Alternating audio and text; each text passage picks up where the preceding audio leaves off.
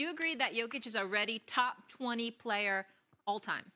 We laughed about this off screen, and, I wasn't really counting his 3 MVPs, but I'm still not going to say he's top 20 right now. What the? I think ESPN might just say anything these days. I ain't going to even lie. I can't lie to you. ESPN might just say anything. And I don't know if Marcus is saying that because he, Nuggets have 5 on 4.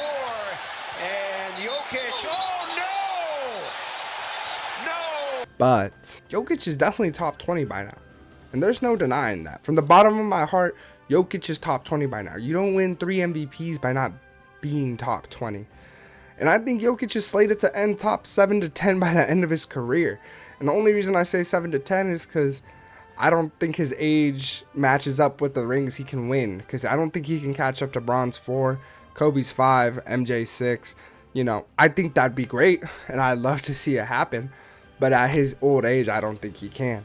Jokic really didn't even start getting a lot of PR till, I believe, around the 2020s. 2021, 2022, and he finally got his respect when he won the ring. So I just think that Jokic should be a 4-time MVP this year, maybe even a 5. But to say that Jokic isn't top 20 in itself is just absurd. But I think American sports as a whole have a bigger issue.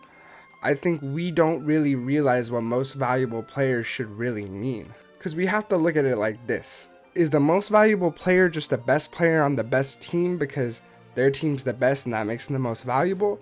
Or is the most valuable player the guy who is the team? Because you could say Luka was the most valuable player on the Mavs last year.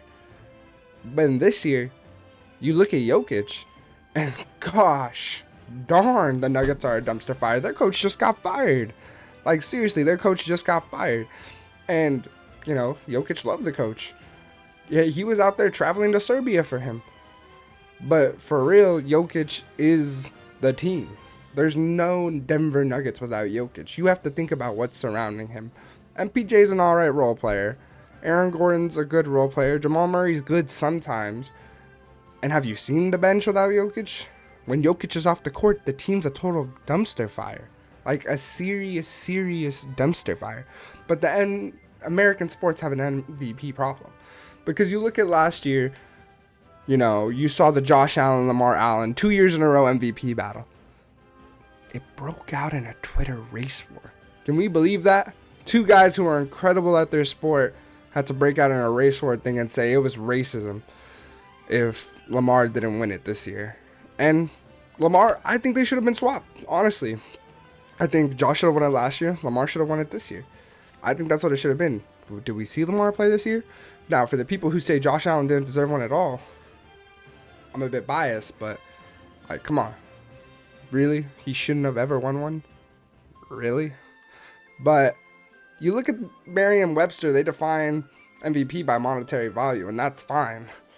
But we got to look at it as best player for this said team. You look at Jokic play, and Jokic is just, day in, day out performing. Just the other day, before the season concludes, we have a 61-point Jokic performance ruined by Russell Westbrook. But, hey, it happens to the best of us. Kind of wanted to see that argument, the fan escalate. That was kind of funny to see at the end. But, with the way Jokic is playing, you'd think he'd be the favorite for MVP odds, right?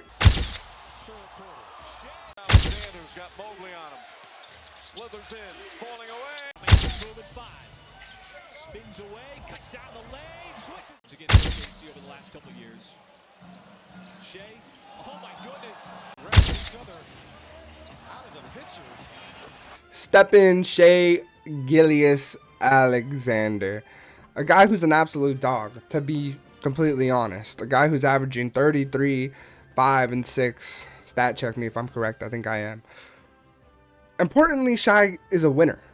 And I think that's a big part to this MVP race, is being a winner. But like we said before, is the MVP just the greatest player on the greatest team in basketball this year? Because if that was true, then Tatum should have had the MVP last year. But in no ways do I think Tatum was an MVP last year. It's just like, Shea is doing insane things. We understand that. as a whole, all of us, understand that. All of us. We all think Jokic should win MVP. But I think the bigger thing is he is averaging a triple-double. That's what we... Oops, hit the mic. That's what we have to understand here. Jokic is averaging a triple-double. And by no means is that triple-double a measly... Oh, it's like a Sabonis average triple-double. It's 12 points, 13 rebounds, and freaking 10 assists. It's like... I think it's 29 points... I'm not even going to try. He is averaging a triple-double, though. And it's with high points. It's not, no offense, Sabonis lovers. It ain't a Sabonis triple-double. So, the Nuggets are just literally nothing without him. We look at Jokic, and he is leading in assists, rebounds.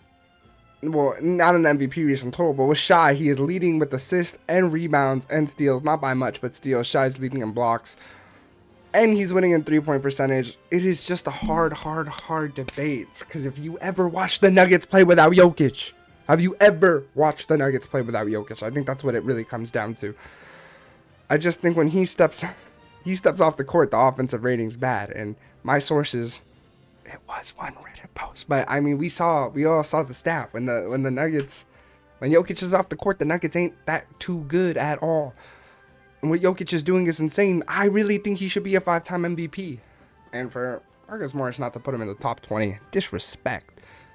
Did he really hit your brother that hard? Can CTE travel between twins? That's what we have to ask ourselves. I know these guys' jobs is to, show out for the headlines and grab the biggest click. And that's why Stephen A, after all that, says, thank you for taking the harshness off of me today. But, I think it's true.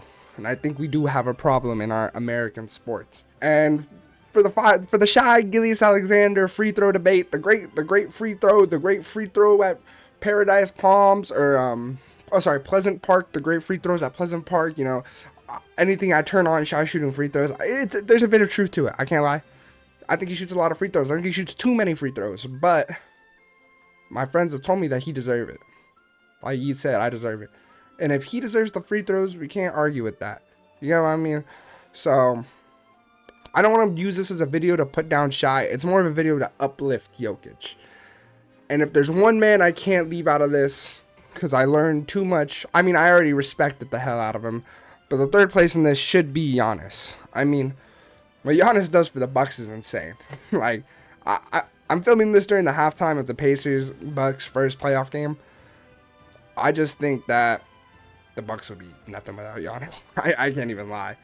Like, sure, I loved Dame for a long time before he went to the fucking pussy ass butt. Have you seen Giannis play? And then to think, like, I didn't even notice that he was constantly getting, like, 29, 13 seasons. Like, I didn't even know he was getting that many rebounds. I thought it was around that 8 to 9 mark, because when I bet on him, it seems to be under 12 every time. But I didn't even notice that. So I also want to do this by respecting both the other candidates. Like, Shai is an insane player this year. I do think this will be the weakest MVP in a while.